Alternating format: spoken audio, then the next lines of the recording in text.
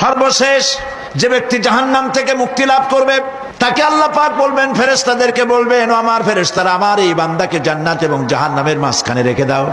জান্নাত এবং জাহান্নামের মাঝখানে লোকটি যখন থাকার জায়গা পাবে, সে জান্নাতের দিকে তাকায়া দেখবে আর কাঁদতে থাকবে। আল্লাহ পাক জিজ্ঞেস করবেন, বান্দারে, যুগের পর যুগ ধরে জাহান্নামে কেঁদেছো, আমি রব্বুল আলামিন জাহান্নাম মাফ করে দিয়া জান্নাত জাহান্নামের মাঝখানে রেখে দিয়েছি, আযাব থেকে তো বেঁচে গেছো, এখন কান্দো কেন? লোকটি বলবে, রব্বুল আলামিন কান্দি এই কারণে, জাহান্নাম থেকে মাফ করেছো, তোমার শুকরিয়া আদায় করি। জান্নাত তো আমার কপালে নাই, কিসমতে নাই, কিন্তু জান্নাত আমি এখান থেকে দেখতে পাচ্ছি, জান্নাতের সুঘ্রাণ আমার নাকে আসতেছে, কপালে নাই যাওয়ার। আমি কাঁদি এই জন্য, তুমি যদি মেহেরবানি করে আমাকে জান্নাতের দরজার কাছে একটু দাঁড় করায় দিতা, প্রাণ ভরে তোমার জান্নাতের দৃশ্যটা একটু দেখতাম। আল্লাহ পাক তার আরজি পূরণ করবেন, বলবেন যাও, ফেরেশতাদের বলবেন এর জান্নাতের দরজার কাছে দাঁড় করায় দাও। জান্নাতের দরজার কাছে দাঁড়িয়ে লোকটি আবার কান্না শুরু করবে। আল্লাহ পাক প্রশ্ন করবেন, এবার কান্দো কেন? লোকটি বলবে, রব্বুল আলামিন কান্দি এই কারণে, জান্নাতের এই দরজায় দাঁড়ায়া জান্নাতের অফুরন্ত নেয়ামত কিছুই ভালো করে দেখা যায় না, শুধু অল্প জায়গা দেখি।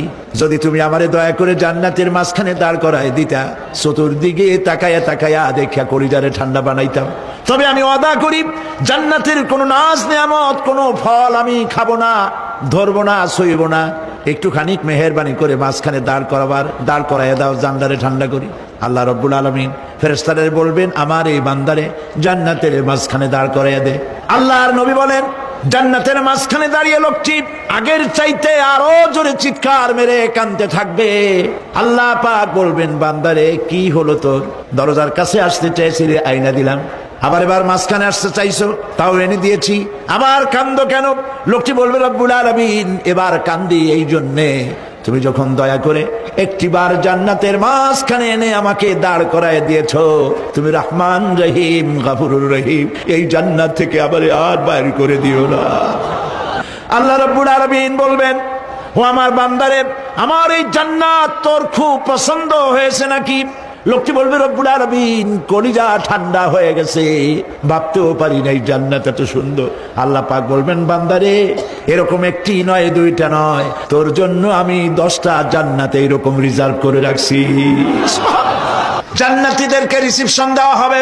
জান্নাতীরা যখন আল্লাহর হুকুমে জান্নাতের দিকে যেতে লাগবে, আর যখন জান্নাতের কাছে চলে যাবে, আল্লাহ রাব্বুল আলামিন শোনায় দিচ্ছেন, হাত্তা ইযা জাউহা ফুতিহাত আবওয়াবুহা ওয়া ক্বালা লাহুম খাজানাতুহা সালামুন আলাইকুম তিবতুম ফাদখুলুহা খালিদিন।